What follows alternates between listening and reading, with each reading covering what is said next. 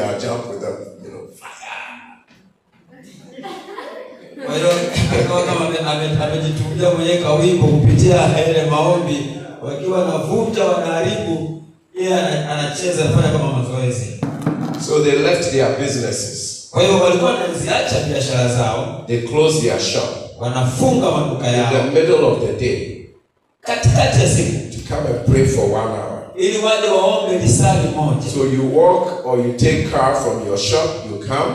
Kwa hiyo unaweza kutembea au kutumia gari yako. You pray for 1 hour. Unakuja unaomba risali moja. You take car back or you walk back. Unaweza kurudi kwa mguu au kwa gari lako tena. So let's say 2 hours every weekday. You close your business to come and pray. Kwa hiyo kwa wiki ina maana kila siku masaa mawili unafunga duka lako na kuja kuomba. That God will bless your business. Mungu aweze kuibariki biashara yako. But you close the business. Ndio unafunga biashara yako. This is very important for us pastors. Hili ni jambo la muhimu sana sasa kwa sisi wachungaji. In Africa. Hasa huko Afrika. Please. Tafadhali. Let's stop having church services every day. Tusiwe na ibada kila wakati. Every day. Kila siku. Like every evening. Kila siku jioni. Monday to Saturday, every evening. Kutoka siku ya Jumatatu. You have church. Mpaka Jumamosi. And you tell the people, everybody come. Kanisani, alafu nawaambia na washika wenyewe wanakuja. Every day. Kila siku. Why? Kwa nini? They have children. Unajua wale watu wana watoto. The children have to do homework. Watoto wao lazima pia wafanye homework. The children have to study. Wale watoto wao lazima wasome. Apostle John, he had us do marriage and family counseling and seminar. Apostle John alikuwa anaendesha huduma ya wanandoa na familia zao. And I commend him for it. Na mimi nilimtia moyo kwa ajili ya hilo. Because our people have problems in their families, with their children, with their husbands or with their wives. Kwa sababu watu wengi wana matatizo na ndoa zao, familia zao, na watoto wao, na wake zao. And just talking to them that God will bless you, God will bless you, without giving them the tools, feeding them how to apply the word to their lives. Kwa hiyo kuambia kila siku unabarikiwa, wanakuja naambia unabarikiwa, bila kuwafundisha au kuwapa vitendea kazi au mbinu za kufanikiwa, the blessing either will not come or will not be, even if it comes, it will not be as great as it can be or should be if you had fed them the word of God to apply the word. Inawezekana kabisa wakabarikiwa, lakini si katika kile kiwango ambacho ungetumia muda kuwafundisha neno la Mungu na wakalifanyia kazi. Kwa hiyo kiwango cha mafanikio hakiwezi kuwa kama hivi. So even if you have service every day, hata kama una ibada kila siku, don't force the people to come every day. Usiwalazimishe watu wao wanakuja kila siku. Hata kama unafanya ibada kila siku, usiwalazimishe watu. Amen. Amen. Don't make them feel that they are doing something wrong if they don't come every day. Usiwafanye wewe watuma kiasi kwamba wasipokuja ibadani kila siku waonekane kama wametenda dhambi. Even if you want to have the church open every evening, hata kama unataka labda kila jioni uwe na ibada, you say the church is open. Unawaambia tu jamani, milango ya kanisa iko wazi. Anybody who can come. Yeyote anayetaka kuja aje. You can say, okay, we'll leave the church open for 2 hours or whatever every evening. The church is open, you can come. Unaweza kutumia pia hata wazo hili kwamba jamani milango iko wazi, kwa masaa mawili kila anayetaka kuja aje. But you say, as your pastor, as your shepherd, I'm advising you, choose the dates that you come to church that will not affect your family, your marriage, and your children's education. Lakini pia unaweza ukawatia moyo ukawashauri kwamba mimi kama mchungaji wenu, hebu chagua siku ambayo unaona haiwezi kuathiri familia yako na watoto wako, uje kwenye maombi. My dear great men and women of God, ndugu zangu watu wa Mungu, are you hearing my heart? Do you understand where I'm coming from? Mnakielewa ninachokisema? So yes, we can have service every day. But don't make the people feel guilty if they can't come every day.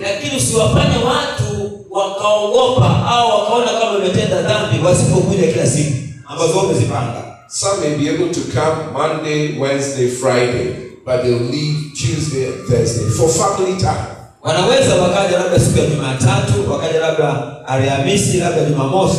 Hizi siku nyingine wakawa na hudumia familia zao. Advise them, teach them, give them the options. Washauri, wafundishe, wape chaguo, wachague. Please, are you following? Yes. Because we will be destroying their lives by insisting that they should all be in church every day of the week. We are destroying their lives. Kwa sababu tunapowashauri kwamba kila siku wawe kanisani, hatujui kwamba pia tunaharibu maisha yao kila siku. I know we have good intentions. Najua tunaweza tukawa na nia njema juu yao. And we are doing that because we know God is important. Na inawezekana tunafanya hivyo kwa sababu tunajua umuhimu wa Mungu kwenye maisha yao. Prayer is important. Maombi ni muhimu. The word, the teaching, that's important. Neno la Mungu linalofundisha ni muhimu. And we are right. Tuko sahihi kabisa. But the same Bible that we are preaching, lakini Biblia hiyo tunayoihubiri, it says, inasema, can you come, evangelist? Mwinjilisti, ndio. Please. Tafadhali. I met your husband yesterday. Nikutana na wako jana. Is he the one behind the video? Sir, please come. Njoo na wewe. Thank you. Hallelujah. Hallelujah. See how he's coming quickly? He has a lot of strength. Hallelujah. He has a lot of strength. Amen. From yesterday's teaching on marriage and family, he has a lot of strength. Amen. It's not for prayer only. It's not for church only. He has a lot of strength. So remember that. Say hallelujah. Say, raise your hand, say hallelujah. You see how he's happy, he's smiling. Amen. God bless you. You see, the word of God says, if you are married, once you are married, the word of God says, you will care for the Lord, and in addition, you care for your husband.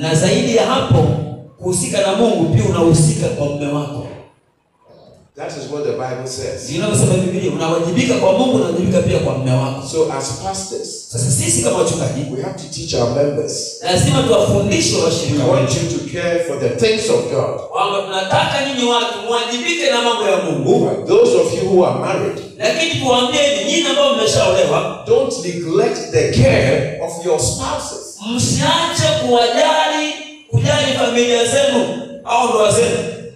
Because dear pastors and men of God,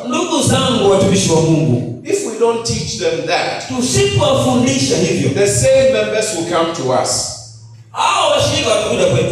for counseling, for prayer. Please pay attention. Marriage problems. Problems in marriage. When you have to do counseling for problems in marriage, do you know what it does to us? Do you know what it does to us? We get tired. It wears us out. You can do it for hours. Sometimes they are sitting in front of their bishop and they forget you are there. They forget they have come for counseling. Face each other. Face each other. Separate. Kama ni kidogo. Then they start fighting. Unakuta hapa na wewe uko wanaanza magomvi. In front of their bishop. Mbele askofu wao. Then you say, stop. Unaanza jamani, tulia. Time out, stop. Tulia. Tulia. You can't fight here. Ambaye kupigana mbele yangu. And you'll be there for 3-4 hours. Unakuta uko nao hawa masaa 3-4. You have finished church, you have preached, you have prayed for people, everybody gone home. And you are with these 2 people. For 4 hours. And you are tired. Sometimes you are sleeping. Because it's 2 a.m. And they are still fighting.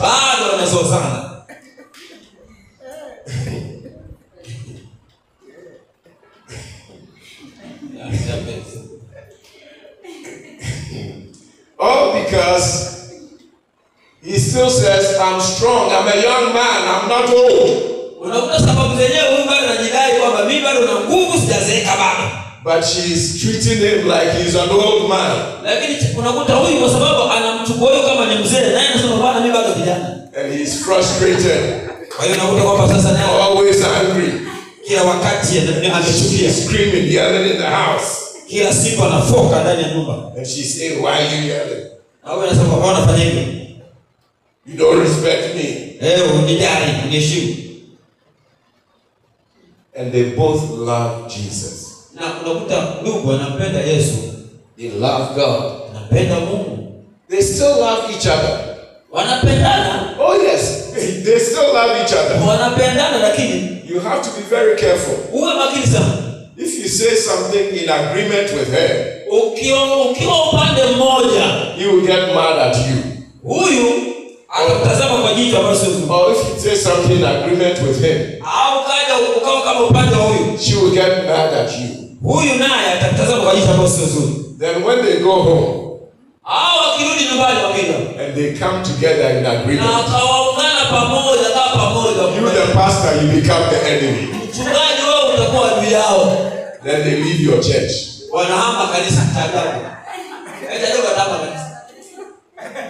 Married people, So don't take sides. You say, join your hands. Say, I bless you. You are one. No fighting. Go and serve each other. Go and take care of each other. Hallelujah. Hallelujah. God bless you. You may be seated. Thank you. Asante sana. Let's give them a hand. Hallelujah. Hallelujah. The Bible says anybody who is married will care for the things of God and the things of the husband. Yes. I know this is pastor's seminar, but I'm talking about marriage and family. Because the people we serve, these things are important to them. May God give us wisdom to help them better. Amen. Amen. Have you noticed that right now, in fact, it's America, Africa, different places,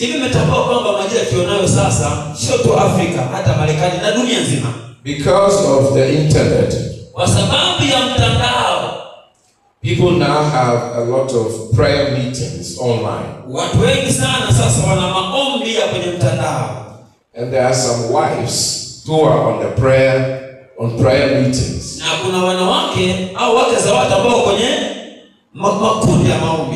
3-hour prayer watch. 3 hours. Every night they are on the prayer watch. Every night. You are married. But every night, lakini kila usiku you are praying for 3 hours. unaomba masaa 3 kwenye mtandao. Every night. Kila usiku. Your husband never sees you. Every night. Mume wako hakuoni masaa 3, hakuoni. By the time you finish your prayer from 9 to 12 or 12 to 3 or 3 to 4, he's sleeping. Kwa hiyo kipindi unamaliza maombi yako, unaanza maombi saa 3 labda mpaka saa 6 au mpaka saa 5. Yeye amelala. And you think that because you are praying to God, it will save your marriage. Na wewe unafikiria kwa sababu unamwomba Mwenyezi Mungu basi Mungu ataokoa ndoa yako. And then when you have problems or your husband complains, you go and tell your pastor. Kwa hiyo unapopata shida kwenye ndoa yako unakimbia kwenda kumwambia mchungaji. And your pastor, who is a spiritual man of God, na mchungaji kwa sababu ni wa kiroho sana, begins to pray against your husband. Anaanza kuvunja roho ya mume wako. We bind the devil in your husband. Anakemea shetani ndani. Come against the demons in your husband. Anavunja roho ndani ya mume wako. You are a liar, you pastor. Wewe mchungaji ni muongo. You should ask the woman, what's going on in your marriage? Lazima muulize kwanza mwanamke kwamba kinachoendelea kwenye ndoa yako. What time do you go to bed? Hivi unalala saa ngapi? When is the last time your husband saw you? Ni mwisho ni lini mwaka Your umekuwa? husband saw you the last time 4 years ago. Inawezekana mwaka umekuwa na miaka mingi iliyopita. That is not a marriage. Hiyo sio ndoa. I said that is not a marriage. Nasema hiyo sio ndoa. The man of God should say you should behave. Mchungaji lazima akwambie ukweli kwamba ujiheshimu. You can't be married and live like you are a single person. Huwezi kuwa umeolewa unaishi kama msela. If you don't want the responsibilities of marriage, don't get married. Kama hutaki wajibu wa ndoa, usiolewe. It's okay. It's okay. You can choose like Apostle Paul not to get married. Unaweza kuamua kama Mtume Paulo bila kuoa. God is not mad at you. Mungu, if you don't bring children in the world, God is not mad at you. Mungu hana shida na wewe usipozaa watoto. The Messiah man, he will bring enough children. He has 150 children. Wewe usipozaa watoto, wapa Masaa yuko na watoto 100, kwa hiyo Mungu hana shida. So you can be single. It's okay. It's your choice. Kwa hiyo unaweza kuishi kama wewe tu mwenyewe, haina shida. Are you learning? Unajifunza kitu hapo. Pastors, we need to teach this. Wachungaji lazima tuwafundishe washirika wetu mambo haya. Apostle John. Yes. Tumejua. Another problem that we have created as men of God. Shida nyingine ambayo sisi tumetengeneza watumishi wa Mungu. When it comes to the financial lives of people. Inapokuja kwenye masuala ya kiuchumi ya watu. We have taught them. Tumewafundisha that it is only prayer that will bring financial blessings. Kwamba ni maombi peke yake yanaweza kuleta mpendo wa uchumi. Somehow we have conditioned them into thinking that it's only prayer that will bring them financial blessings. Wakati tumeweka mipaka kwamba wafikirie kwamba ni maombi peke yake yanaweza kuleta hali nzuri ya uchumi. Some have also conditioned the people to think that it is only when they sow seed that they will be blessed financially. Wengine wamewekewa ufahamu au wamefundishwa kwamba ni pale unapopanda mbegu tu ndio unavunja hali ngumu ya uchumi. Please, do you understand what I'm saying? Hivi mnaelewa ninachosema? I don't know whether they do it here in Tanzania, but in a lot of places, the pastors teach the people that if you come and sow money, financial seed, God will bless you financially. Sivyo kwa Tanzania, lakini nchi mbalimbali wamefundisha watu kwamba unapopanda mbegu basi unafungua milango ya uchumi kwenye maisha yako. Do you understand what I'm saying? Naelewa ninachosema? Do they do that here in Tanzania? Je, Tanzania wanafanya hivyo pia? Yes. That they do that? Okay.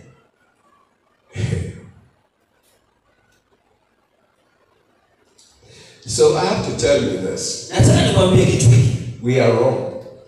Ukweli tumepotoka. We the pastors, we are wrong. Sisi wachungaji tumepotoka. Tunakosea.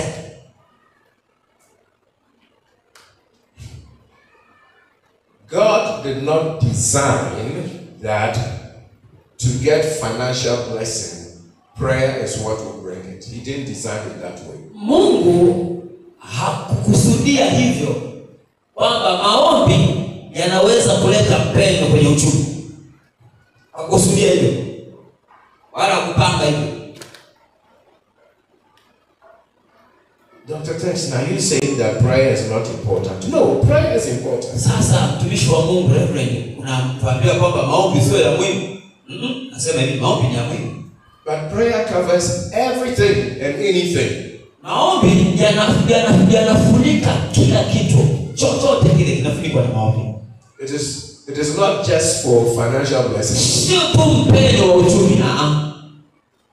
Giving covers everything. Kutoa kunaweza kukafungua milango ya kila kitu. It is not just give to get money. Sio tu ukitoa unapokea hela. Giving even concerns or relates to the condition of your heart. Kutoa pia kunaonyesha ni jinsi gani moyo wako unapenda kitu, au kama ni Mungu unapenda Mungu. Pastors, please complete this for me. Wachungaji, naomba sana mnisikize vizuri. Where your heart is, that is where your treasure. Where your heart is, kule ambako moyo wako uliko, that is where your treasure will. Ndiko ambako mali zako will be, right? Utakokuwa, right? Where your heart is, kule ambako moyo wako uko, that is where your treasure will be. Ndiko ambako uchumi wako utakuwa, au hazina yako itakuwa. Yes, hazina. Anybody who is generous, who loves to give, to bless others, mtu yote ambaye ni mtoaji, anapenda kuwabariki wengine, the act of giving and generosity, kile kitendo cha utoaji na ukarimu alionao, usually shows the condition of their heart. Kile kitendo kinaonyesha hali ya moyo alionao. So giving covers more than just give and you get money back. Kwa hiyo utoaji, unaweza kuona utoaji unahusisha mambo makubwa mengi zaidi ya kutoa tu na kupokea. Are you learning? Unajifunza kitu hapo? Do you remember the rich young ruler that Jesus said, "Go and sell everything, give it away, and then come and follow me"? Do you remember that story? Unakumbuka yule kijana tajiri kwenye Biblia ambaye Yesu alimwambia, nenda katoe kila kitu ulicho nacho uje unifuate? Unakumbuka? It wasn't because Jesus wanted him to give everything away and become poor. Sio kwamba Yesu alikuwa anakusudia yule kijana atoe kile kitu abaki maskini. Hapana. No, Jesus was exposing the state or condition of his heart. Lakini Yesu alitaka kudhihirisha moyo wa kijana ulivyo ndani yake. He was telling Jesus he loves God above everything. Unakumbuka alikuwa anamwambia Yesu hapo, mimi nampenda Mungu kuliko kila kitu. And by telling him to do what Jesus said to do, Jesus was exposing to him that no, your heart is for things, not for God. Lakini Yesu ilibidi afunue moyo wa kijana kwa kumwambia atoe kila kitu. Ndio maana akamwambia, wewe moyo wako una upendo kwa Mungu kwa sababu ya vitu, lakini sio kwa Mungu. Are you understanding? Ndio. Giving covers more, and we should teach people about generosity, the heart of giving to bless, not give so you can get. Sasa tunapofundisha watu kutoa kwa ukarimu, tusiwafundishe kwamba watoe ili wapokee. Ili tuwafundishe kwamba wanapotoa wanaonyesha upendo wao kwa Mungu. We've taught people, come and give 100,000 shillings and God will give you 2 million. Tunapoambia kwamba njoo ulete labda, kwa mfano labda ulete 100,000 utapata milioni 1. Do some of the people do this here? They have a line for 100,000 shillings. Unakuta wanaita 50,000 shillings line. Wa 100,000 jipange 20,000 shillings. wa 50, 10,000 shillings. wa 20, wa 10. Do you have 1,000 shillings? Yes. Yeah. 1,000 shillings. Mpaka 1,000. What's the lowest amount you have here? Sasa hela ambayo jamani ni ndogo sana hapa Tanzania ni ipi? The lowest denomination, the lowest one, the smallest. Pesa ambayo ni ya mwisho 100, 50 shillings. 50? Yeah, 50 shillings. Okay, so let's start from 500,000 shillings line. Tunaanzia 500,000. Who sold 500,000 shillings? napanda mbegu ya 500,000. I need 10 people to sow 500,000. Nataka watu 10 watakaotoa 500,000 hapa. And when they come up, 10 wanakuja hapo. we come and we lay hands on them. Oho, tunaombea maombi ya nguvu. Pastor Robert, please come. Mtumishi Mungu Robert njoo. And then if you come here, njoo 500,000. 500,000 mtumishi. So they say, face me. Go. Please. Tuangalie sisi. And then I'll take my oil. Hapa sasa nachukua mafuta. And then the bishop I come. Askofu anakuja. Oh, God bless him. Oh, Increase him, multiply. ongeza Bwana. Make him a billionaire. Fanya wewe bilionea. Glory, glory, glory. Tukufu. That's what we do. Ndio tunatofanya. Thank you. Billionaire. Mungu bariki sana. Please come. Njoo.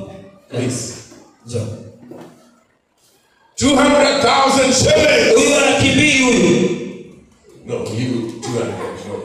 No oil. Wewe anakimbia wewe mafuta inabidi abaki. No oil. In the name of Kwa Jesus. jina la Yesu. In the name of Kwa Jesus. jina la Yesu. Not billionaire, 200, no. Millionaire. Millionaire. Nimtabirie bilioni hapana. Wewe takuta tu milioni kama 2. You can go. Nenda ubarikiwe sana. 50 shillings. 50,000. 50 shillings. 50,000. Please, come. Njoo. Please. Njoo mtumishi. 50,000. 50 shillings. 50,000. 50 shillings. Shilingi 50, shilingi Put 50. 50 on the altar. Shilingi 50. Wewe gusa madhabahu. Go. 50. Nenda 50. Kasha gusa madhabahu kabarikiwa. We do that. Tunafanya hivyo. Come on, ministers. Don't you? Jamani, hatufanyi hivyo. Haya mambo hayapo. Is that right?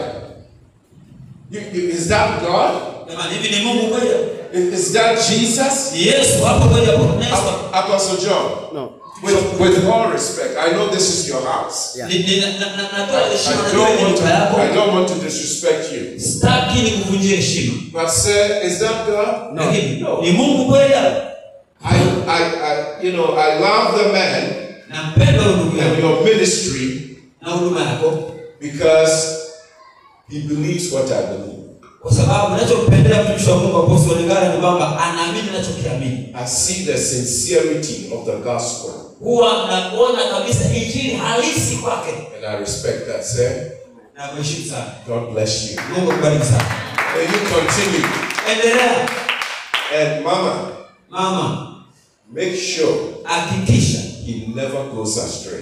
huyu asipotee. If you see any change, Ukianza kuona dalili zozote za mabadiliko, he said, honey, please, mwambie asali wangu let's tafadhali. continue to trust God. Njoo tuendelee kumwamini Mungu.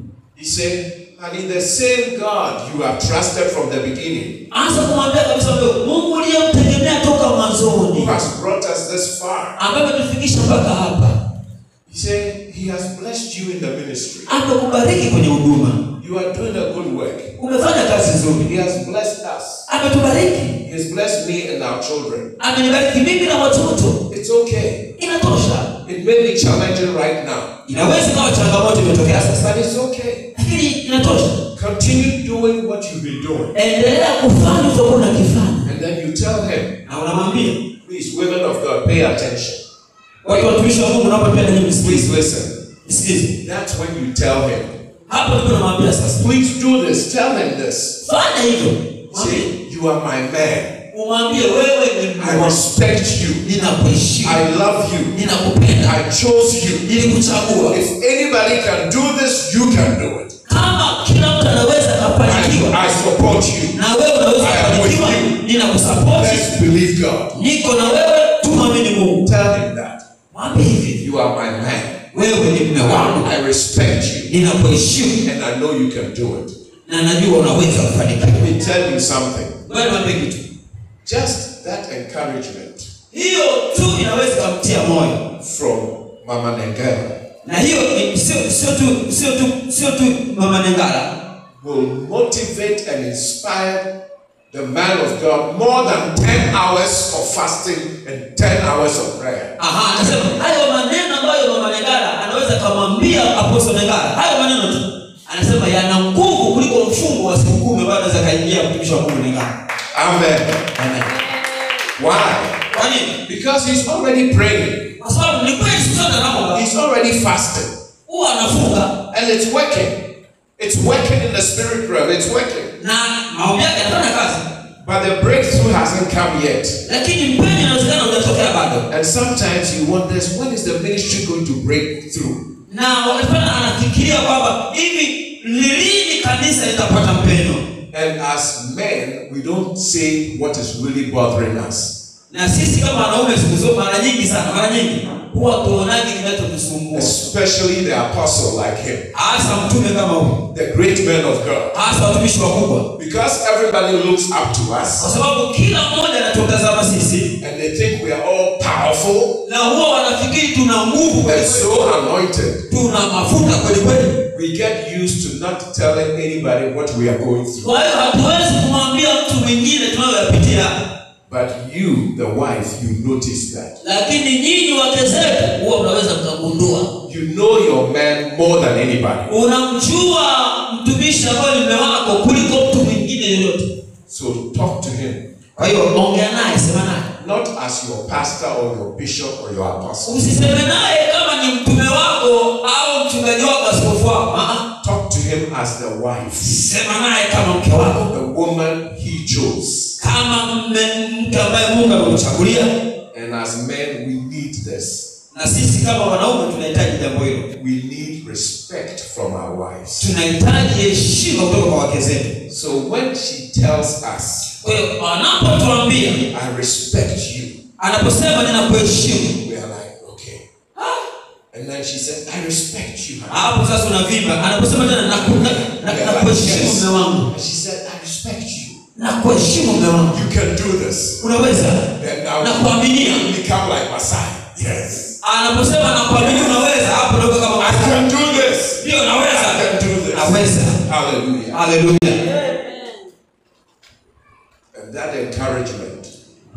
The encouragement. Hayo maneno unayoambiwa yakutia moyo. Together with your fasting and prayer. Pamoja na maombi na kufunga na kuomba. All of a sudden the doors open. Utashangaa mlango ghafla. The floodgates open. Utashangaa gate kuwa na the breakthrough will come. Utashangaa mpenyo in the name of Jesus. Katika jina la Yesu. Hallelujah. Hallelujah. Amen. Amen. My dear pastors, am I helping you? Ndugu zangu, ninawasaidia. This is life. This is life. This is ministry. Haya ndio maisha, hii ndio huduma. I don't know everything. Mimi sijui kila kitu. But I've been doing this for 43 years. Lakini nimekuwa nikifanya mambo haya kwa miaka 43. God is faithful. Mungu ni mwaminifu. And he will help you. Na atakusaidia wewe. Amen. Amen. Started doing this when I was 22. Nimeanza kufanya haya mambo miaka 22, nikiwa na miaka 22. Today I'm 65. Sasa na miaka 65. Hallelujah. Hallelujah. God has been faithful. Mungu amekuwa mwaminifu. And he will help you. Na atakusaidia. Amen. Amen. Let's go over the 3 points again. Twende sasa kwenye pointi ya 3. Christ is the vision. Yesu ndiye maono. Christ is the example. Yesu ni mfano wetu. And Christ is the message. Yesu pia ndio ujumbe wetu. Don't forget these 3. Usisahau mambo matatu haya. Amen. Amen.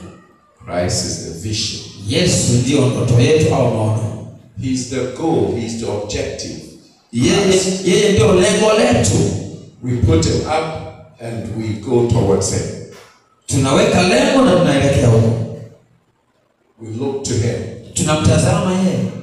Paul said, follow me as I follow Christ. Paulo anasema nifuateni mimi kama mimi ninavyomfuata Kristo. Follow me in the way I am following Christ. Nifuateni mimi katika ile namna ambayo mimi namfuata Kristo. So if the archbishop or the bishop or the apostle is no longer following Christ, don't follow what they are doing. Kwa hiyo kama askofu mkuu, mtume, nabii, mchungaji yoyote hamfuati Kristo, usimfuate.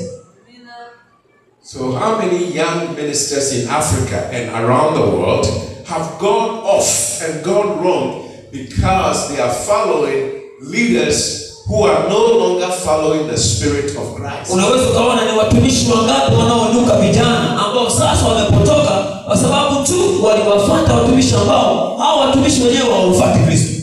If at any point in your ministry, wewe kama kwenye huduma yako wakati wowote, you allow the Spirit to enter your heart, utaruhusu roho hii ingie ndani yako, where you cursed any Christian, any member, you cursed anybody, kama roho ya kuanza kuwalani watu ndani ya kanisa lako, or you pray that God will kill them, au naombea Mungu awaue, or you pray that their ministry will fail to prove you right, au naomba kwamba huduma zao zianguke zisambaratike ili uonekane wewe ni mtu wa Mungu, I am begging you, I'm imploring you, I'm pleading with you to repent. Ninakuomba sana na kushauri na kusisitiza utubu.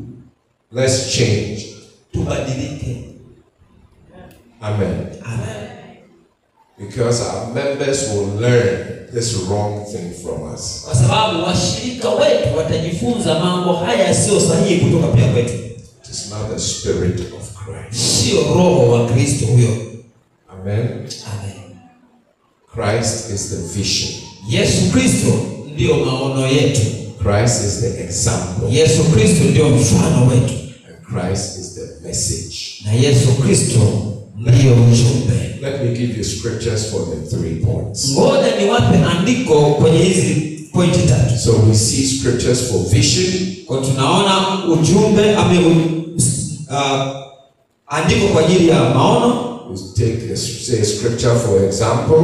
Na pia andiko kwa ajili ya mfano. Scripture that says Christ is the message. Na andiko kwa ajili ya Kristo akiwa ujumbe.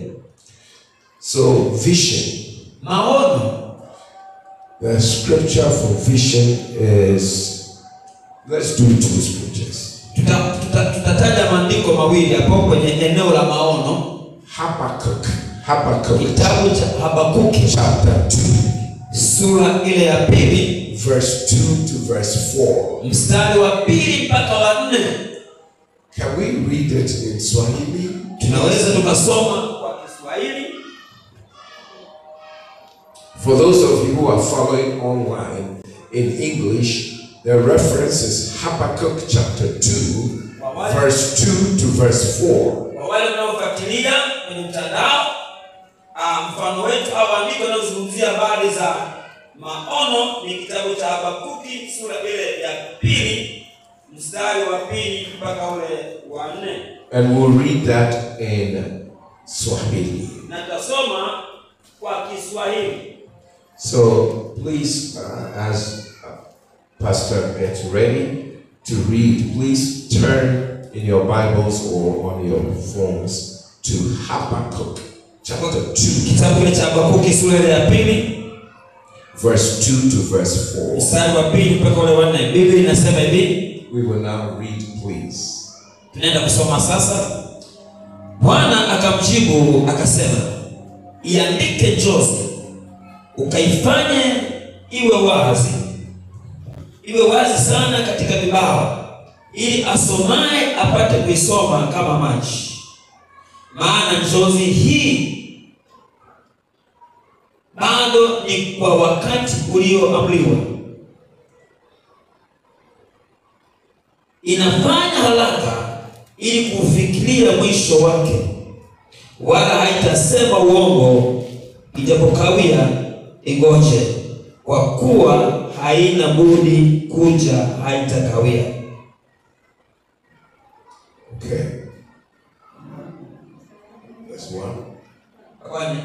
Up to 4, please. Mstari wa 4. Tazama roho yake hujivuna, hata unyofu haina unyofu ndani yake, lakini mwenye haki ataishi kwa imani yake. Okay. Now we're going to go to Hebrews chapter 10. Sasa twende kwenye kitabu cha Waebrania sura ya 10 verse 37 and 38. Mstari wa 37 mpaka ule mstari wa 38. Waebrania sura ya 10. Hebrews chapter 10. Waebrania sura ya 10 verse 37 and then mstari wa 37. In fact, please read 37 to 39. Tafadhali unaweza kuandika kuanzia 37 mpaka 39. Should I read? Yes, please. Kwa kuwa bado kitambo kidogo sana, yeye ajaye atakuja, wala hatakawia. Lakini mwenye haki wangu ataishi kwa imani. Naye akisitasita, roho yangu haina furaha naye. Lakini sisi hatumo miongoni mwao wasitao na kupotea, bali tumo miongoni mwa hao walio na imani ya kutuokoa roho zetu. You read up to 39? Yes. Okay, thank you. Okay, I'm going to explain. Napenda kuelezea. So if you just pay attention for a moment. Kama unaweza ukasikiliza kwa kidogo. We read Habakkuk 2 and Hebrews 10. Kama unasikiliza, tumesoma kitabu cha Habakuki sura ya 2 na Waebrania sura ya 10. So Habakkuk 2, we read from verse 2 to 4. Kwa hiyo kwenye Habakuki sura ya 2 kuanzia mstari wa 2 mpaka 4.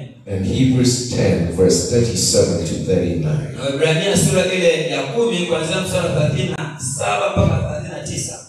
The writer of the book of Hebrews was quoting Habakkuk chapter 2. Yule aliandika kitabu cha Waebrania alikuwa na nukuu kitabu cha Habakuki sura ya 2. Did you notice that? Umegundua hilo? In Hebrews 10, kwenye Waebrania sura ya 10, 37 to 39, mstari wa 37 hadi 38, the writer is quoting Habakkuk 2. Mwandishi ananukuu kitabu cha Habakuki sura ya 2. And in Hebrews, he says that the vision is a person. Na kwenye Waebrania sura ya 10 anasema maono ni mtu. So, Apostle, I'm teaching them that the vision, you know, Habakkuk 2, he says, write the vision. Na wafundisha watu hawa kwamba maono, unajua Habakuki amesema kwamba mtu aandike maono and put it up so that he who reads it will run. Alafu akishaandika yaweke wazi ili asomaye apate kukimbia nayo. And he says the one whose spirit is lifted up in him in pride is not right, for the just shall live by faith. Kwa sababu anasema kwamba mtu yeyote aliyejiinua hayuko sawa mbele za Mungu, lakini mwenye haki ataishi kwa imani. We have traditionally explained that scripture. Mara nyingi sana tuna mazoea huwa tunatafsiri au tunaelezea andiko.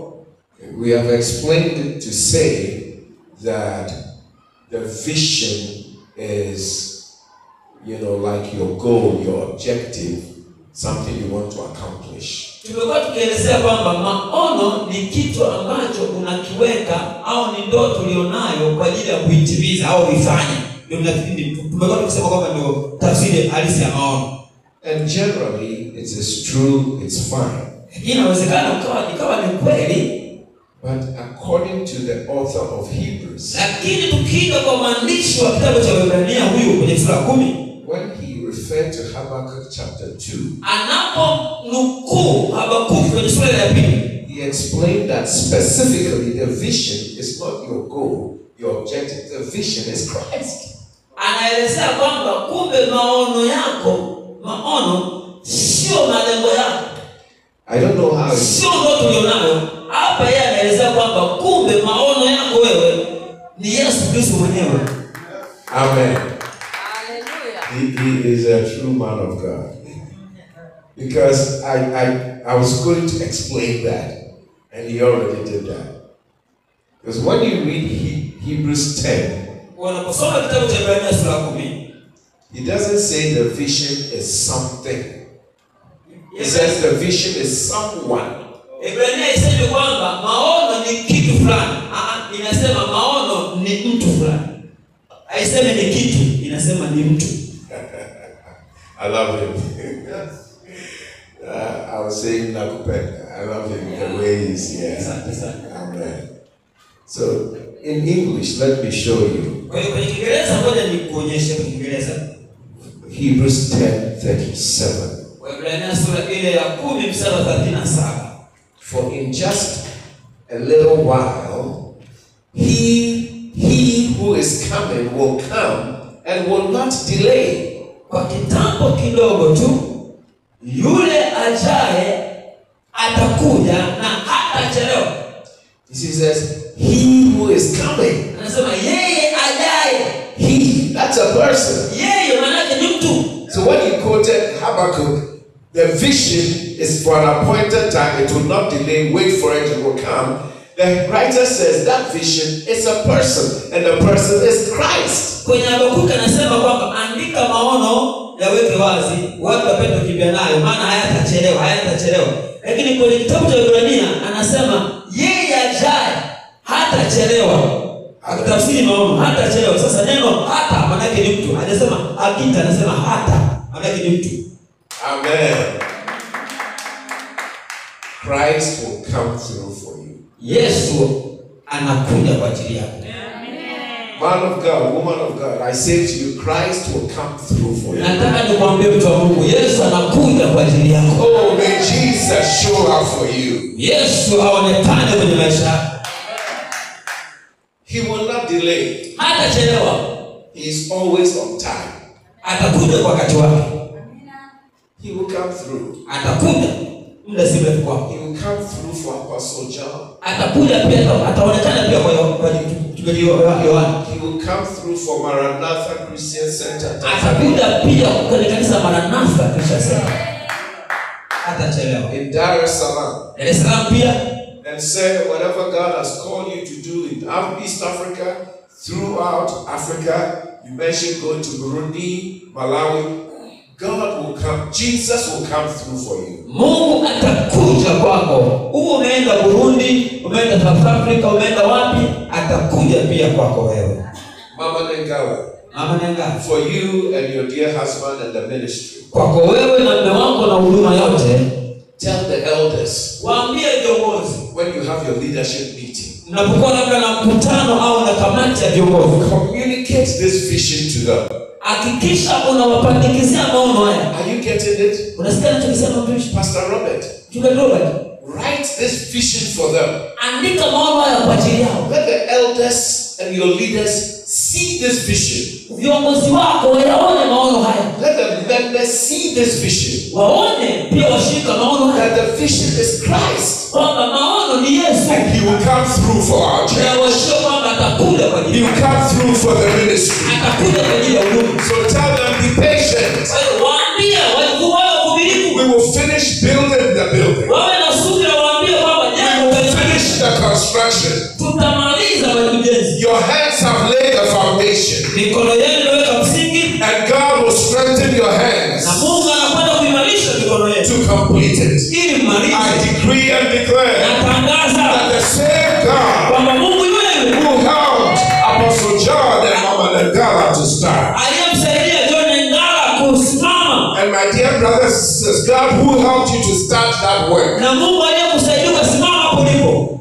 The pastor who travels 4 hours every Sunday to go and minister to people. Mchungaji ambaye anakwenda kutoka Simba, anatoka Simba kwenda kufanya huduma Simba. I was asking Pastor Robert, so does she go every Sunday? Nilikuwa namuuliza mtu Robert kwamba je, kila Jumapili anakwenda mtumishi wa Mungu, ama anatoka huko anakwenda kuhudumia watu kule pale? Even in the rainy season, does she travel 4 hours every Sunday to go and minister and come back to Dar es Salaam? Anazungumzia habari za mchungaji Kisa bali anatoka huku anaenda kule mbali. Jua linachanika, jua linawaka, mvua inanyesha. Alikuwa anamuuliza mtumishi wa Mungu Robert kwamba hivi anakwenda kila siku kule? Akasema ndio. Do you know what Pastor Robert said? He said, as for the members, they can afford not to come to church when it rains. But as for the pastor, he has to be there.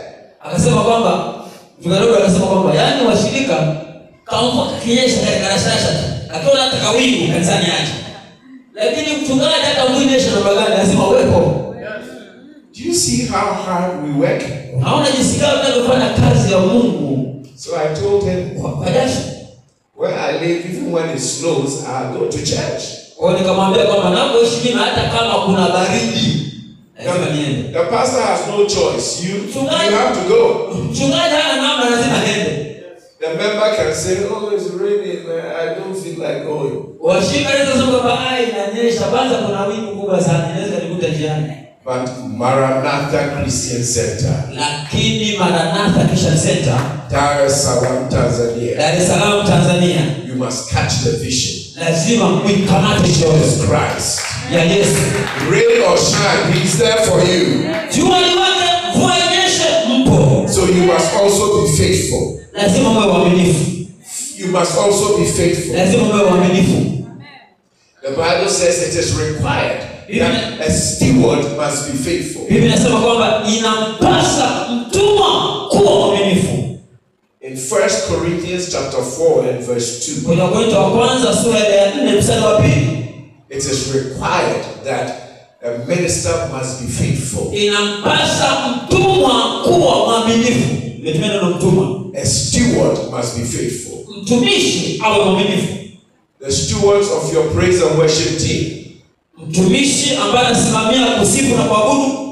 the people in the choir, they have received a stewardship. Wale ambao kwenye kwaya wamepokea tayari utumishi. Ni watumishi. For all of you elders who are supporting the man of God, you have received stewardship. Viongozi wote mnaofanya kazi na mtumishi wa Mungu mmepokea utumishi. Pastors and bishops, we have to teach the people this. Ndugu zangu watumishi wa Mungu, tuwafundishe watu mambo haya. That it is required that a steward must be faithful. Kwamba imewapasa watumishi kuwa waaminifu. In fact, please, let's read that scripture in Swahili. Hebu tusome maandiko kwa Kiswahili. For those following in English, it's 1 Corinthians chapter 4 and verse 2. Kwa wale ambao wanasoma Kiingereza ni Wakorintho wa kwanza sura ile ya 4 mstari wa 2. 1 Corinthians chapter 4 verse 2. Mstari wa 2 wa Korinto wa kwanza sura ya 4. Shall we read that please? Nasoma kwa Kiswahili. Hapo tena inatajwa katika mawakili ndio mtu aonekane kuwa mwaminifu. Inatajwa katika mawakili kwamba mtu aonekane kuwa mwaminifu. Is that saying in Swahili that a steward must be faithful? Yeah. Amen. So if you have a responsibility in the church, Kwa hiyo kama kuna wajibu ndani ya kanisa, as somebody who has received a stewardship, mtu kama yule aliyepokea utumishi, uwakili, you have to be faithful. lazima mwaminifu. So Pastor Robert, I'm going to change what you said slightly. Kwa hiyo mtumishi wa Mungu nitageuza kidogo kile ambacho nilisema. It's not, you are right, but it's not only the pastor who has to show up. Kwa hiyo nitaongeza kidogo kwenye kwamba sio watumishi tu ambao wanatakiwa wawe wana uhakika wa kuwepo. So you're right in what he said. Uko sahihi ndio unasema. But the other stewards in the church should also be faithful. Lakini pia hata viongozi ndani ya kanisa lazima wawe mawakili. It is the work of God. Ni kazi ya Mungu. We have put our hands together to do the work of God. Kumbuka tumeshikana mikono pamoja ili tufanye kazi ya Mungu. When you touch the plow, the farmer touched the plow to start plowing the ground, to put seeds in the ground to get a harvest. When you touch the plow, you don't look back. You finish what you're doing. Unaposhika ile jembe la kulimia ng'ombe, hutaki kuangalia nyuma, unaangalia mbele wakati wa kulima. Can you imagine the farmer? The plows, instead of putting the seed down, he says, I'm tired, I'm going to sleep, or it's raining, and does not put the seed down, will he get a harvest? Wewe fikiria umelima ile jembe la ng'ombe pia inaleta. Umelima alafu ukasema nimechoka usipande, je utavuna? So sometimes you have praise and worship team. Wakati fulani tunakuwa na praise and worship. They start learning a song. Wanajifunza labda nyimbo and they stop. alafu wanaacha. They put their hand to the plow. Maana wameweka kwenye But they jembe didn't put any seed in the plow. alafu wakupanda. And they stop. Wanaacha. Because sometimes they are fighting among themselves. Kwa sababu labda kuna magomvi katikati yao, sababu wimbo wenyewe unaboa wanaacha. Or they decide, it's raining, I won't go to choir practice. Hao wanasema kama mvua inanyesha leo au jua kali siendi kwenye mazoezi. When people do that, wanapofanya hivyo watu, it's because they have not seen that the vision is Christ. Ni kwa sababu hawajaona kwamba maono yao ni Yesu. Pastors, please pay attention. Wachungaji tafadhali sikize kwa makini sana. Sometimes it is our fault. Wakati fulani ni tatizo ni sisi. We taught them that it is our vision. Tuliwafundisha watu kwamba maono ni ya kwetu sisi. We put up our vision. Tukaweka maono yetu. And they were running with our vision. Na tukaanza kukimbia na maono yetu. And they got tired. Na wao wakatoka. Or the rainy season came in Tanzania for 3 months. Mvua sasa ile kwa miezi mitatu. So because it's our vision, Kwa sababu ni maono yetu. they think it's our vision. Na wanafikiri ni maono yetu sisi wachungaji. It is a man's vision and not Jesus' vision. Wanaona kama ni maono ya mwanadamu sio ya Yesu. They can go to sleep. Wanaweza kaenda kulala. They can forget about the work. Wanaweza kasahau kuhusu kazi ya Mungu. But if you are in any leadership position here, Lakini kama una nafasi yoyote ni kiongozi kwa hapa, I beg of you pastors, ninaomba wachungaji, if you have an assistant pastor, kama una mchungaji wako msaidizi, I think one of you introduce yourself as an assistant bishop. nimesikia miongoni mwenu kuna mmoja amejitambulisha kama askofu msaidizi. Yupo The work you have committed to do with your bishop, kazi unayoifanya na askofu wako, you have to see it as the work of God. anza kuiona kama ni kazi ya Mungu, sio ya askofu wako. It is not the work of your bishop. Sio kazi ya askofu wako. When you teach people that it is your vision, Unapowafundisha watu kwamba haya ni maono yangu, haya ni maono yangu, when they get upset with you, wakikorofishana tu na wewe, it's very easy for them to walk away. ni rahisi sana kukuacha. Or Satan can put something in their heart or their mind Au shetani anaweza kaweka kitu kwenye moyo wao au akili yao and turn them against you in their heart. na kuanza kuwageuza kinyume na wewe. And they come against your work Alafu nashangaa wanaiasi kazi yako. because they are not thinking of it as the work of Christ. Kwa sababu hawana fikra ya kwamba ile ni kazi ya Yesu. That is why historically it has been easy for some assistant pastors to take half of the church away. Ndio maana kwa kumbukumbu iliyopo ni rahisi sana wachungaji kumega kanisa, kuondoka na nusu ya kanisa. They have no fear of God Hawana hofu ya Mungu because they don't see it as the work of God. kwa sababu hawaioni kama ni kazi ya Mungu. They saw it as the work of their bishop. Wanaona kama ni kijiwe chako, ni maono yako. Their bishop is building his empire. Mchungaji amejijengea ufalme. So they also want to go and build their own empire. Kwa hiyo na wao wanasema na mimi nikajenge na mimi ufalme wangu. I pray that you caught this today. Ninaomba hiki kitu kikatike leo. Let it change your vision, your ministry. Badilisha hiyo na hiyo itabadilisha maono yako. Teach people that it is Christ is the vision. Wafundishe watu kwamba Kristo ndio maono. Apostle Eric is not following the bishop Eric McQuenda. He's not following him. He's following the vision of Christ. Apostle John Ngala hafuati maono ya sio kwamba anafuata maono ya askofu Eli, anafuata maono ya Kristo aliye ndani yake. You see, there is a spiritual warfare we are all going through. Unajua kila mmoja wetu ana kipengele chake cha vita ya kiroho. But if Satan can strike the shepherd, he will scatter the flock. Lakini kama shetani anaweza kumpiga mchungaji, huwa atasambaratisha. So he often attacks the shepherd. Kwa hiyo siku zote huwa anamvamia mchungaji.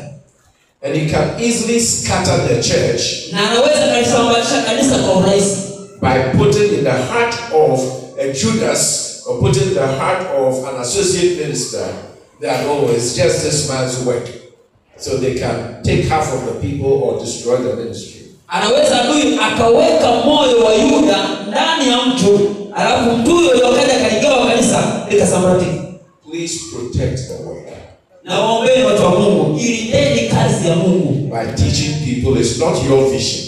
Ilinde kwa kuwafundisha watu kwamba haya sio maono yangu, ni maono ya Kristo Yesu. So you have learned in this pastor's seminar, kwa hiyo umejifunza katika kongamano la wachungaji, the vision that you put up, kwamba maono yanayoweka hapo mbele, it's not your church vision. Sio maono ya kanisa lako. It is Christ. Ni Yesu Kristo. Amen. Amen. Christ is building his church. Yesu Kristo amelijenga kanisa lake. And he has given different gifts to different people. Na ameweka karama tofauti ndani na watu tofauti. Some are apostles, prophets, evangelists, pastors, teachers. You know that. Wengine ni mitume, wachungaji, walimu, wainjilisti. Unajua. So your church or ministry has a particular function that Christ is working in the entire body of Christ. Kwa hiyo huduma yako ulionayo wewe ni Kristo anatenda kazi tofauti na wengine, lakini katika mwili wa Kristo. Yaani wewe una upekee wako. But Christ is the vision. Lakini Yesu kweli unabaki pale ndio. You learned something today. Umejifunza kitu leo? Amen. Amen. Let's take the scripture for example. Tuchukue maandiko haya kama mfano. Example. Mfano. 1 Peter chapter 2 verse 21. Petro wa kwanza sura ile ya 2 mstari wa 20. 1 Peter chapter 2 verse 21. Petro wa kwanza sura ya 2 mstari wa 21. Here we will see that Christ is our example. Hapa tunaona kwamba Yesu ndio mfano wetu. We should follow his footsteps. Na lazima tufuate nyayo zake. Our brother will read it in Swahili. Ndugu yetu hapa atasoma kwa Kiswahili. So that is 1 Peter chapter 2 verse 21. Ni waraka wa Petro wa kwanza sura ile ya 2 mstari wa 21. Nitasoma kwa Kiswahili. Tumefika watu wa Mungu. Amen. Kwa sababu ndiyo mlioitiwa, maana Kristo naye aliteswa kwa ajili yenu, akawaachia kielelezo, mfuate nyayo zake. Yes. Amen. Is that what he says here? Yeah. Yes. Christ is our example. Yesu Kristo ndio kielelezo chetu. So follow his steps. Kwa hiyo fuata nyayo zake. Let's be Christ-like as ministers. Jamani, tuwe kama Kristo kwenye huduma zetu. Don't say, as for me, I'm for Paul. Usiseme mimi hapa nilipo, mimi ni kama Paulo. As for me, I'm for Peter. Mimi ni wa Petro. Christ is not divided. Yesu hajagawanyika. Paul did not die for your sins. Paulo hakufa kwa dhambi zako, kwa dhambi zako. The church was not founded on Peter. Kanisa halikujengwa juu ya Petro. Other foundation can nobody lay except that which is laid in Zion, and that is Christ Jesus. Hakuna msingi mwingine unaweza kujengwa zaidi ya msingi uliojengwa ambao ni Kristo Yesu. As pastors, you know that I just quoted scripture, right? Kama wachungaji tunajua wote, mimi nukuru tu andiko. Yeah. It's in 1 Corinthians 3, it's in 1 Peter 2, and they are quoting from the Psalms. Other foundation can nobody lay except what God has laid in Zion. Hakuna msingi And that wote is Jesus Christ. uwezao kuwekwa tena zaidi ya msingi uliowekwa Sayuni ambao ni Yesu Kristo. Jesus said he will build his church. Yesu alisema atalijenga kanisa lake. Yeye atalijenga kanisa lake. Some people preach like Paul is the one we should be following. Kuna watu wengine wanaamini kwamba Paulo ndio tumfuate. Tumfuate Paulo. Apostle. Mtume. Today I hear some young ministers who siku tulizonazo kuna vijana na wasikia watumishi wanaoibuka who are saying, wanaosema they are emphasizing this. I preach Paul. Wanasema ninamhubiri, wanakaza kama ninamhubiri Paulo. Please, let's not start something that will make the younger people coming after us lose the vision that is Christ. Tafadhali watu wa Mungu, tusiwapotoshe watu wanaotufuata sisi kwamba tunamhubiri Paulo, tukawapotosha alafu wakaanza kupotoka. You know, the message of grace has become very popular today. Unajua, injili ya neema imekuwa zaidi kipita sasa, yaani imekuwa ni common. And it is true and it is right, and I preach it. Na ni kweli, ni wakati wa neema, hata mimi wanahubiri. And because Paul was the one who was used to expound it more than anybody, we tend to mention Paul more. Lakini eti kwa sababu Paulo ni mtu ambaye alifafanua vizuri sana swala la neema, alihubiri sana injili ya neema, basi eti mifano yetu sisi ni Paulo, tuweze kufuata Paulo. But Paul is not our example. Paulo sio mfano wetu. And Paul received the revelation from Jesus. Kumbuka Paulo alipokea ufunuo kutoka kwa Yesu. I taught a message on Sunday morning, Christ revealed in us. Nilifundisha somo fulani Jumapili kwamba Yesu amejifunua kwetu. Paul said in Galatians 2 that God separated him from his mother's womb. Paulo amesema katika kitabu cha Galatia ya pili, anasema kwamba Mungu alimtenga akiwa bado tumboni mwa mama yake. And revealed Christ in him. Na Mungu alifunua Kristo ndani yake. Alimtenga kutoka tumboni mwa mama yake na akamfunua Kristo ndani. And he made him an apostle to the Gentiles. Na akamfanya kuwa mtume kwa mataifa. To preach Christ to them. Ili wahubiri wale mataifa Yesu. Today we are not preaching Christ to them, we are preaching Paul. Ukiangalia unakuta leo hatumhubiri Kristo kwa wale watu, tunamhubiri Paulo. One day you say, I preach to you in the name of Jesus that Paul is preaching. Watu ndio sema kwamba nawahubiri nyinyi Kristo ambaye Paulo alihubiri. And the demon will say, Jesus, I know, Paul, I know, but who are you? Pepo ndio kujibu kwamba Paulo namjua na Yesu namjua, wewe ni nani? Because you are not standing for Jesus, you are standing for Paul. Kwa sababu wewe usimame kwa ajili ya Yesu, umesimama kwa ajili ya Paulo. Unapenda Paulo kwenye mapenzi. This spirit that is now creeping into the body of Christ, hii roho inaingia taratibu ndani ya mwili wa Kristo. it has come before. Jamani, ilikuwa kutoka mwanzo. It came a long time ago. Ilikuwa kutoka zamani. And the same Paul addressed it. Na Paulo naye alikemea. There were people in the church of Corinth. Apostle, kuna watu kwenye kanisa la Corinth. Some said they are for Peter. Wengine walisema kwamba sisi ni wa Petro. Some said they are for Paul. Wengine walisema sisi ni wa Paulo. And some said they are for Apollos. Wengine walisema sisi ni wa Apollo. Save us, Lord. Bwana tuokoe. There are young ministers today. I watch them. I listen to their life. Kuna vijana wanaoinuka sasa watumishi. I preach Paul. Asema namhubiri Paulo. No. Hapana. What you think you are preaching, that's not what Paul preached. Unachohubiri wewe sio kuhubiri Paulo. You are preaching Paul. Wewe unamhubiri Paulo. But Paul preached Christ. Lakini Paulo anamhubiri Kristo. Are you following me? Unanifuata vizuri tu. Paul wrote to the Corinthians. Paulo aliwaandikia Wakorintho. He said Christ is not divided. Akasema yeye Kristo hajagawanyika. There were the Pauline, what we call in theology, the Pauline followers. Kulikuwa kwenye kiselena wanaitwa Pauline, wafuasi wa Paulo. And then there were those who followed Peter. Na walikuwa wanafuata Petro. I will not mention the name. Sitataja majina. But there's a denomination today that is founded on Peter. Sitataja jina, lakini kuna dhehebu ambalo limejikita kwenye kumwamini Petro. But the church was not built on Peter. Lakini ukweli kanisa halikujengwa juu ya Petro. Do you know that? Unajua hilo? Jesus said, upon this rock I will build my church. Yesu alisema juu ya mwamba huu nitalijenga kanisa langu. In Matthew 16 he said, upon this rock I will build my church. Kitabu cha Mathayo 16 anasema juu ya mwamba huu nitalijenga kanisa langu. The church belongs to Jesus, not Peter. Kanisa ni la Yesu, sio la Petro. Amen. Yeah. Anasema kanisa langu nitalijenga. And in the Greek, na kwenye Kigiriki, in the New Testament Greek, kwenye kitabu cha Agano Jipya, Jesus said, upon this Petra, anasema kwamba juu ya hapa Petras I will build my church. Nitalijenga kanisa langu. And he said, you are Peter, Petros. Alimwambia wewe ni Petro, Peter. So Peter is Petros. Kwa hiyo Petro ni Petro.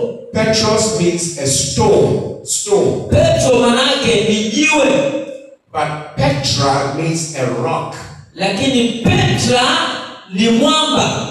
A rock is bigger than a stone. Mwamba jamani ni mkubwa kuliko jiwe. Jesus said, I'll build a church on me, the rock. Kwa hiyo Yesu hawezi kujenga kanisa lake juu ya mimi jiwe. And he said, Peter, you are a stone. Alimwambia wewe Petro ni jiwe. Are you with me? Uko pamoja na mimi? Are you with me? Uko pamoja na mimi? I wish I had time to teach you this. Ninapenda ningekuwa na muda wa kutosha na kufundisha haya. Because in 1 Peter chapter 2, Kwa sababu Petro wa kwanza sura ya 2, Peter wrote to us. Petro anatuandikia sisi. He wrote to the church. Analiandikia kanisa. And he said, I am a living stone. Anasema mimi ni jiwe lililo hai. And I'm writing to you who are also stones. Na nawaandikieni nyinyi pia ambao pia ni mawe. Built on a rock. Ambao umejengwa juu ya mwamba. A living stone. Ni majiwe. Built on a rock. rock. Ambayo yamejengwa juu ya mwamba. Do you know why Jesus changed his name and called him Peter? Unajua kwa nini alibadilisha jina akamwita Petro? Because his father named him Simon. Kwa sababu baba yake alimuita jina lake Simon. And Jesus said, your name shall no longer be Simon. Na Yesu akasema hutaitwa tena Simoni, but it shall be Peter. lakini utaitwa Petro. That was a change, a transformation. Hiyo ilikuwa ni badiliko lililotokea. Jesus moved him from being a weak person. Yesu alimtoa Petro kutoka kwenye udhaifu kwa mtu dhaifu to a strong person. na kuwa mtu hodari au imara. The name his father gave him means a reed or a blade of grass that can be blown by the wind. You know grass? Yeah. Jina ambalo baba alimpa Petro mwanzoni na Simoni maana yake ni unyasi au pepete. Pepete zikapigwa na upepo kayumba. Ndio tafsiri ya Simoni, anaitwa pepete. So when you come to Christ, unapokuja kwa Yesu, he changes you from being blown about by the devil and every wind of doctrine. Huwa anakubadilisha wewe kutoka kwenye ile hali ya kupigwa na upepo kwenda sehemu yoyote legelege na kuwa imara. And he makes you stable. Na anakufanya kuwa imara.